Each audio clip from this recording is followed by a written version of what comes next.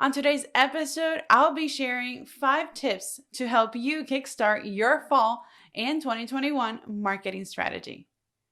I'll also be sharing a preview of what's coming up next here at the Focus and Bloom podcast. So stick around. Hola creators, I'm yeseniabocanegra, founder of Focus and Bloom Studios. I'm a photographer turned marketing strategist who took a leap of faith, moved over 3,000 miles away from home with one camera and one heavy suitcase filled with dreams. If you're a creative soul and dream maker, this podcast is for you. Here I share actionable tips and tactics on marketing, business, and mindset to help you grow and up-level your business with purpose and lots of joy, one action item at a time. Get comfortable and let's get started. This is the Focus and Bloom podcast. Welcome back to another season of the Focus and Bloom podcast. I'm super happy today for several reasons. First of all, it is now officially fall and it is my favorite season. It's my favorite month and I'm just all excited because the weather changes, it gets a little bit chillier and the holiday gets soon, and this also means that 2021 is just shy of 12 weeks away, and I think we can all agree that we are more than ready to move on to 2021 and be done with 2020. This virus has made a huge impact on everybody, and in many ways, shape and form businesses and entrepreneurs have been forced to or affected, and many have had to make very tough decisions on whether to proceed or limit their services or cancel operations or just simply completely pivot their strategies. And really, it's been a year for all things virtual, where we've been forced to adapt to what is now the new normal. While we're shy of a few months to end the year, the effects of what has happened in 2020 need to be taken into consideration as we get ready for 2021. So on today's episode, the first one of season 2, I'll be sharing 5 strategies for your fall and 2021 marketing. I'll also be talking about or sharing a preview of what's coming up here at Focus and Bloom Studios coming up this fall. So let's start with reviewing and adjust as needed. This you can say this is like a number 1, but really before even starting on any action plan for this quarter, for the next quarter, any quarter whatsoever, you should first review your business strategy, what you've been doing so far first, and then plan for what's next. On episode 2 of season 1 of the Focus and Bloom podcast, I talked about how to set the SMART goals for your business. In a nutshell, I'm breaking down ways that you can divide your goals into smaller chunks of time so that it makes it a lot easier for you to keep track of and also figure out what's working and what's not. And this way you can picture the year in smaller chunks of time as opposed to like seeing the year as a one thing. One of the benefits of this type of organization is that it helps you get data faster and allows you to review and adjust your plan accordingly. And as we start quarter 4 of 2020, you should look at what you've done so far. The past 3 quarters, what has worked? Check your social media, check your website, check your metrics, analytics. Get a whole glimpse of what has been happening, and especially if you've pivoted or changed any particular strategy, you really want to see what's been working and what not, and what hasn't been working and how you can improve that. And again, revisit your goals for the whole year. See which of those goals you've been able to cross out, and what is still in the making, and what is going to be needed to push a little bit to a different timeline. Check your system. How are they working for you? You also want to look at how much budget you have for advertising. Like we're getting ready to go into the fall season, which is really the start of the holiday season as we get closer to end of November and Black Friday, especially here in the United States. So think about that as you're considering and thinking of your upcoming marketing strategies and efforts. Anna Quintana, who I interviewed on episode 15, she talks about mindset and how to thrive in a competitive industry. And she shares a memory of one of her Harvard professors who would say this: what doesn't get measured doesn't get done. And I think that's absolutely true. Really measure your progress. It's the only way that you'll truly know which direction the needle is moving. Otherwise, you're just kind of guessing, and that's not the idea. So when looking at your metrics, take a closer look at who is the majority of your audience, where are they located, and how they got to your content. This will shine a light on which social media platforms or which other marketing platforms you're using is driving the traffic that you want, or maybe you didn't realize that this other type of channel or platform is actually bringing in more of your ideal client. As you're reviewing things, you want to also take a glance at your website or your system. Is your website current? Do you need to update images, text, videos? Is the look of the website reflective of your brand? Review your prices, and that doesn't mean that you need to change them, but maybe it is time for you to change your prices. All in all, what I'm saying is take a glance of everything that you've done so far and see what needs to be addressed and what can be improved. A quick pro tip is that as you're reviewing things, take a look at your contracts and refund policies and see if any of that needs to be reviewed to take into consideration the current situation with COVID-19. Now that you've reviewed what you've accomplished and check your goals for this year and the upcoming quarter, here are some marketing tips or trends to consider as you are implementing and as we move into this quarter four, final quarter of 2020 and into 2021. So number one, and you might actually be noticing a little bit some difference here, and especially if you were tuning in on YouTube, this is now a video podcast. So number one, video marketing, video. By now you should know that video is key in marketing, and recent studies show that video accounts for 70% of the decision making in customers.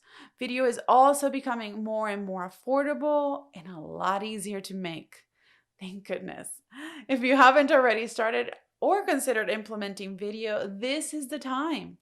There are a variety of types of videos type of videos that you can implement that go from sharing a bit about you and about your brand and how it can help solve your client's pinpoint problem.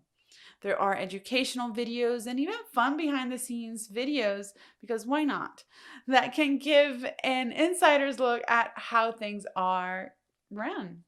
I get that it can be all very overwhelming just to think about posting several times a week and then adding a video to all of that as well. But really, it will give you so much value to your content and your brand if done correctly. And the truth is, you want to prioritize quality over quantity. So there's no point in posting 7 times a week if what you're posting is not providing value and they're just simply filler posts. When it comes to sharing video, you have YouTube, Facebook, Instagram, Twitter, Snapchat, LinkedIn, TikTok, and you can even create video pins on Pinterest. So each of these platforms gives you the opportunity to address video content creation and video sharing in a variety of ways. And they give you the option to decide which benefits you the most or the best and how. Not to mention, the algorithm works differently in each of these platforms. So what does that mean? This means that you can pick and choose which one fits your business. Like my personal favorite is Instagram. And that is because I just love, as a photographer, I just love scrolling and seeing beautiful wedding photos and just images of lifestyle imagery and fashion photos. I love it. Now, the thing about this is I love being able to see images and short snippets of videos that then lead me to want to learn more about something in particular. And then I end up going to YouTube to learn further about that specific topic or technique in depth. So while I use Facebook on a personal side, I kind of have cut down significantly on the amount of time I spend on Facebook, and that's just personal reason. Like I just scroll down to see how my closest family and friends are doing, but that's it pretty much. Right now, it's when it comes to like social media, Instagram, I just love how you have different levels of approach to creating and sharing and viewing content and experiencing content. Like I love how you have quick snippets with Reels, which finally has 30 seconds. Yes, that really forces you to think hard to really best communicate with your audience in just 30 seconds. There's also the fact that you have Instagram stories, which is shorter amount of time, but also it's another type of way that you can share content. Then you have IGTV live, so that's even longer content. The only difference is between, and like if you're wondering between Instagram and YouTube, one of the most differences that you can notice at the beginning is that the quality and the look of an Instagram video is a lot different than YouTube. So it's a lot less polished than what you'll see on YouTube. Either way, no matter which platform you pick, there's always a way that you can repurpose content and strategically share on more than one platform. And this is true for many things, so not just exclusive for video. Like, for instance, you can make a video into a blog post or a blog post into a video, vice versa. You can turn some of your frequently asked questions into video. You can also turn your podcast into video or your video into a podcast in both audio and shorter video clips as well as a blog post with your show notes. So here's the thing, like really, you can start creating videos with just your smartphone. And that is the cool thing about it. It's video really truly has become easier and more affordable to create. So you really don't need much to get started. And if video editing is something that you are dreading, or maybe you just don't know where to start, you should check out applications like Wave Video, where they have a variety of video templates that can be modified to fit your brand and your video marketing needs. So you can really customize it. They have free accounts and then they have the pro accounts, which will give you some extra features. And I've been using it for quite a while, and they're not paying me to say this. I'm just sharing from my experience of using the platform for a couple of months now. And there are many other platforms that you can use as well, but all in all, just find the one that suits what you feel more comfortable working with, what cuts down your production time, and get started. And if you're unsure of what to say in your videos, you can start by creating a video about you and your service, about your product, about your business mission, and or you can even create a tutorial. Start with that. Actually, those are typically one of the more common videos to create. So options are plentiful. Regardless of your platform of choice, the important thing is to show up and be authentic. Be you and plan your strategy to fit your goals. According to a video marketing study made by Wave Video, and this is a direct quote, 68% of respondents use videos with no particular strategy or randomly. The lack of strategy turns out to be one of the major obstacles to successful video marketing implementation. Your business goals are different from the next person. Your business goals are different than mine and I think and the other person. And I think that while we're all wanting to grow our business and reach our clients and create awareness, ultimately when each of everybody's goals are different. So think about a strategy that will help you get to the next step. Number 2, and I'm gonna keep with the video theme, is live video, online courses. Live streams and webinars are a great way to have even more personable experience with your audience because people are spending more time at home. One of the top things people are doing is actually educating themselves on a variety of things. We're stuck at home. There's not a lot of things that we can do outside. So some of our options are limited. Therefore, we turn to a way to connect with the world, and that's the internet. So there you go. If you've considered teaching, These two approaches, live streaming and webinars, are a great way to open the doors to an online course that you can create. And typically these webinars can be of low to no cost to attend, and sometimes they're accompanied by an online challenge that gives your audience a glimpse of how it looks like to work with you. And don't forget, you can always repurpose your webinar or your live stream video into smaller video clips, or you can even make it a lead magnet so you can grow your email list. You can do so by creating a landing page where people can sign up to be on your email list, and in exchange, they can get access to the webinar. For this particular task, my favorite tool is Flowdesk, but you can use really almost any other email platform. But don't worry, I'll be including the links to these studies and the platforms that I use to share, so you can check them out. Speaking of emails, did you know that recent studies have found that including a video in your email can improve click rates by 65%, and including a video in your initial email campaign can boost click rates by 96%. So it's safe to say that video is going to be a really big component in marketing as we move forward in the next year. Number 3, tell stories and create personal client experiences. One of the best ways to connect with an audience is to tell stories. By telling stories, you open the door to create and foster better connections with your audience. It's a way to learn more practical ways in which they can address what it is they need help with. Stories come in many shapes and forms, and you can share them on a variety of platforms. In episode 13, I interviewed Danny Page, and Danny shares some really good tips on nurture sequences. And these are sequences that you can create on your email, part of an email campaign. She also shares how to write copy that converts that you can use as a part of your email marketing strategy. Pro tip on telling stories: you want to balance out your approach to sharing stories.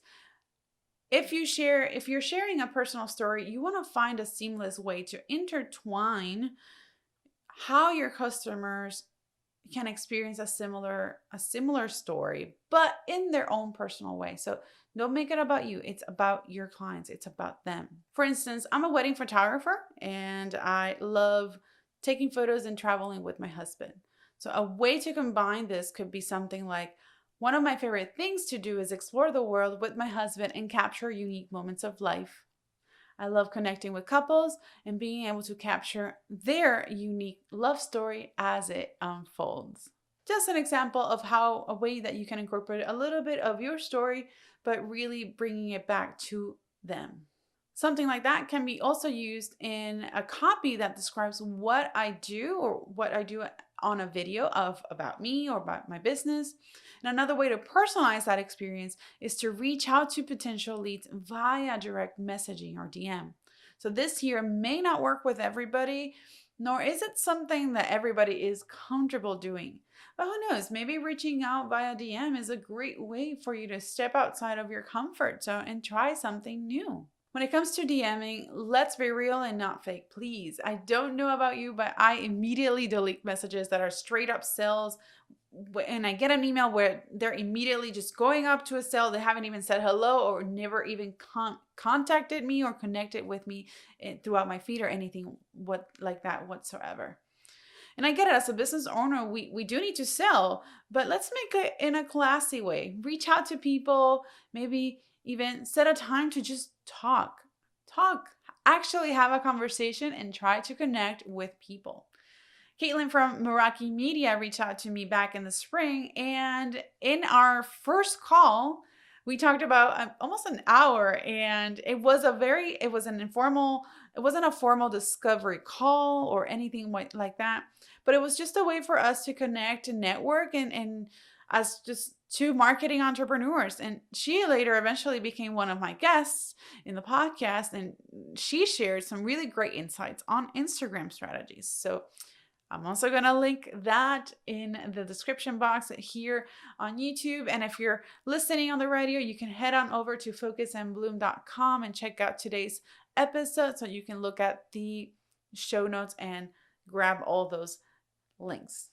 Number 4, content strategy. And this goes back to one of the main reasons people feel that they don't have a particular organization when it comes to thinking of video or video marketing.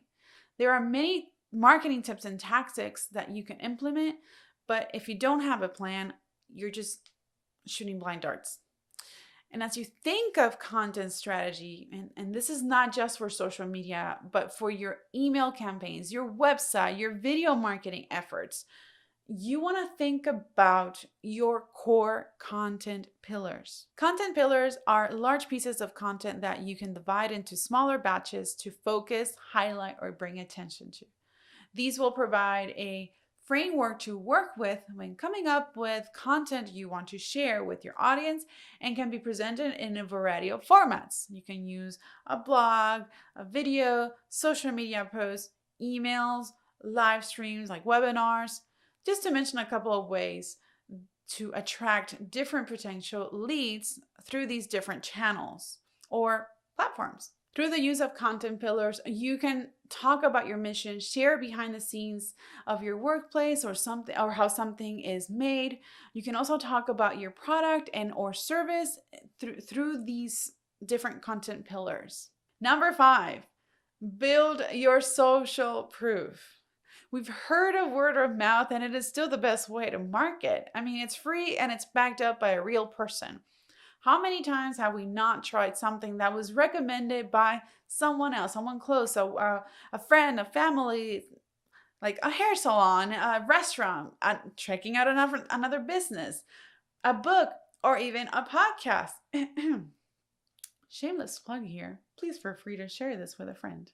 There are a variety of ways to use social proof within your marketing strategy. The first one that you can start with is by having your past clients share a review or recommend your product or services to someone else.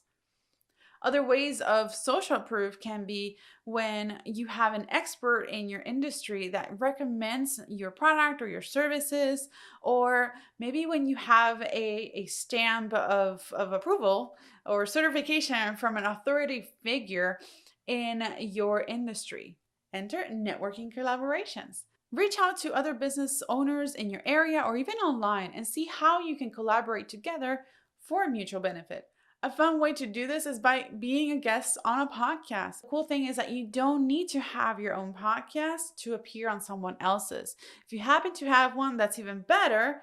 However, you can use podcasts as a platform for you to reach a different audience. And it can also serve as a way or a practice ground for public speaking, if that's something that you're interested in going into.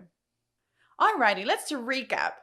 Today we've gone over a few key tasks that you can start implementing right away into your marketing plan for the remainder of 2020 and going into 2021. So let's go ahead and review what we've talked about so far. All right, first of all, let's go ahead and make sure that you're reviewing your systems and your goals for the year. Create a video marketing strategy and consider live streams, webinars, or maybe even online courses. Then develop a content strategy that is sustained by your content pillars. And finally, build social proof.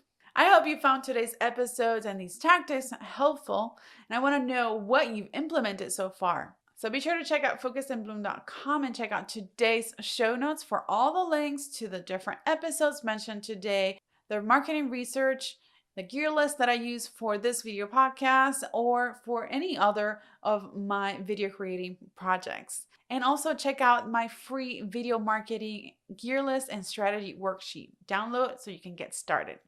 Coming up next is Natasha from Soul Studio, who is going to chat about Instagram and IGTV, so you don't want to miss it. Thanks for joining me today, this week on the Focus and Bloom podcast.